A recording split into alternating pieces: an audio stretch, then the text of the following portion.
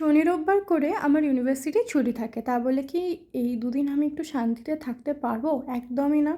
ওই দুদিন থাকে হচ্ছে আমার উত্তরপাড়াতে পড়া। আর বর্ধমান থেকে তাড়াতাড়ি হুড়ো করে ফেরার একটাই মানে হচ্ছে এই দুদিন আমি পড়তে যাবো।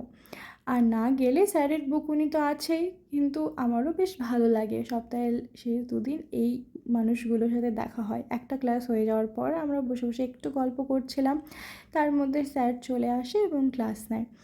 আর এই মার্চে যে পরিমাণ গরম পড়ে গেছে, এপ্রিল মে মাস অবধি যদি গলে যায়, কারণ প্রথমে হচ্ছে ইউনিভার্সিটি, তারপর সপ্তাহের শেষ দুদিন থাকবে হচ্ছে পড়া।